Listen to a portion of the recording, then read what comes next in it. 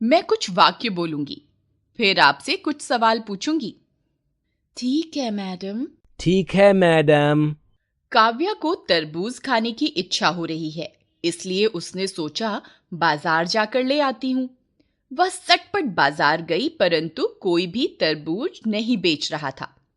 दुकानदार ने कहा कि तरबूज गर्मियों में आएंगे, अभी सर्दी का मौसम है। अच्छा बताओ, इन वाक्यों में क्या क्या कार्य हुए?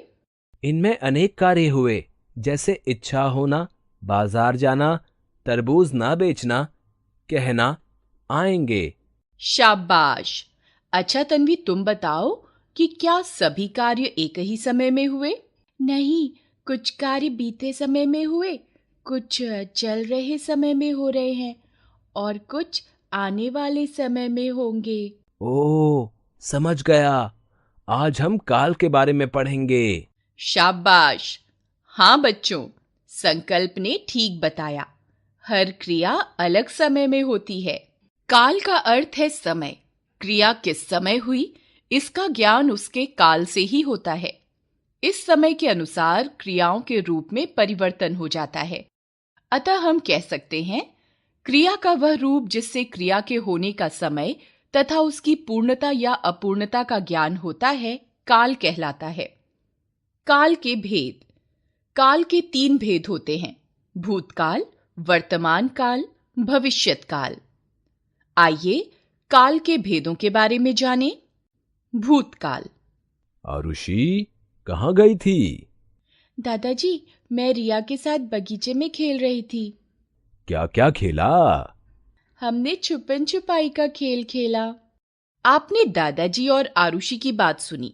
यहाँ सभी कार्य बीते हुए समय में होने का बोध हो रहा है, जैसे गई थी, खेल रही थी, खेला। ये भूतकाल की क्रियाएं हैं। अतः हम कह सकते हैं, क्रिया के जिस रूप से बीते हुए समय में कार्य के होने का पता चलता है, उसे भूतकाल कहते हैं। भूतकाल के कुछ अन्य उदाहरण: लड़की रोए जा रही थी, जोर की बारिश हो रही थी, निकिता सर्कस देखने गई थी, मोहन कल देर से स्कूल पहुंचा था, वह थोड़ी देर पहले ही गया है, तुम्हें मेरा पत्र मिल गया होगा। भूतकाल के भेद। भूतकाल के 6 भेद होते हैं: सामान्य भूतकाल, आसन्न भूतकाल, पूर्ण भूतकाल, अपूर्ण भूतकाल, संदिग्ध भूतकाल, हेतु हेतुमत भूतकाल। वर्तमान काल। माँ, ये सब ऐसे क्यों बैठे हैं? क्या इन सबको नींद आ रही है? नहीं राधिका, ये सब योग कर रहे हैं। क्या मैं भी योग कर सकती हूँ? हाँ, क्यों नहीं? हम सबको योग करना चाहिए। राधिका और उसकी मम्मी ने जो भी बातें की, वे सब चल रहे समय अर्थात वर्तमान काल में हो रही हैं। अतः हम कह सकते हैं, क्रिया के जिस रूप से वर्तमान समय में कार्य के होने का पता चलता है, उसे वर्तमान काल कहते हैं। जैसे धूप खिल रही है, शेर दौड़ रहा है, डाकिया डाक लाता है, सजल गीत गा रहा है। वर्तमान काल के भेद।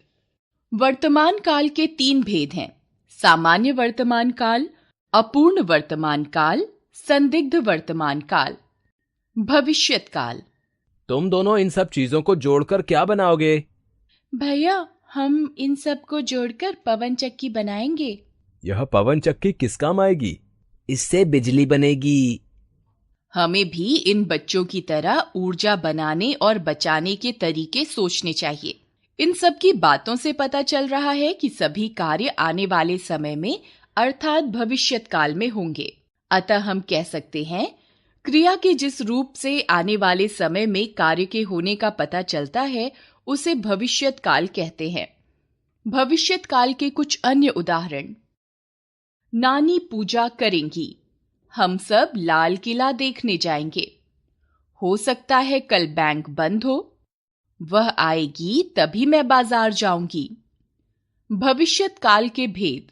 भविष्यत काल के 3 भेद हैं: सामान्य भविष्यत काल, संभाव्य भविष्यत काल, हेतु हेतुमत भविष्यत काल।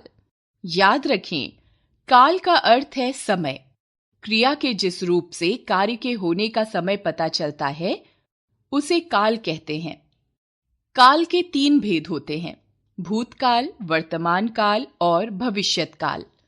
भूतकाल के 6 भेद हैं, वर्तमान काल और भविष्यत काल के 3-3 भेद होते हैं।